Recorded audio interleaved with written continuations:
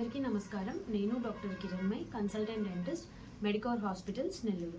So ఈరోజు నేను మీ ముందుకు వచ్చాను ఒక పాయింట్ గురించి చెప్పడానికి. ఆ పాయింట్ ఏంటి అంటే, మనం తరచుగా ఈ మధ్య ఓపీడీలో మేము చూసింది ఏంటి అంటే, పేషెంట్ యొక్క ఓరల్ క్యావిటీలో అల్సర్స్ రావడము, లేదా చిన్న చిన్న పొక్కుల్లాగా రావడము, లేదా నోరంతా రెడ్గా అయిపోవడం జరుగుతుంది.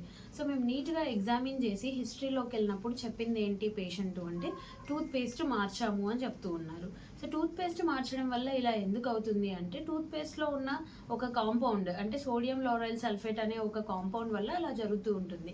మామూలుగా మనం టూత్ పేస్ట్ చేసినప్పుడు నురుగు వస్తూ ఉంటుంది కదా, ఆ నురుగుకి ఈ కాంపౌండే రెస్పాన్సిబుల్ అనమాట. సో సోడియం లారైల్ సల్ఫేట్ ఎక్కువగా ఉండడం వలన మనం సడన్గా చేంజ్ చేసుకున్నప్పుడు టూత్ పేస్ట్ అనేది, సో ఓరల్ క్యావిటీ సెన్సిటివ్గా ఉండడం వల్ల ఇవన్నీ వస్తూ ఉంటాయి అనమాట. సో మేము ముందు వీడియోస్లో చెప్పినట్టుగానే టూత్ పేస్ట్లో ఏమీ లేదు, బ్రషింగ్ టెక్నిక్లో ఉంది. So the beauty lies in brushing technique. So ఎప్పుడు కూడా 3 minutes బ్రష్ చేయాలి. చిన్నపిల్లలు అయితే ఇలాగా రౌండ్గా చేసుకోవాలి, ఫోన్స్ టెక్నిక్ అంటారు. పెద్దవాళ్ళు అయితే పై పళ్ళని కిందికి, కింద పళ్ళని పైకి అనుకుంటూ మనం బ్రష్ చేసుకోవాల్సి ఉంటుందండి.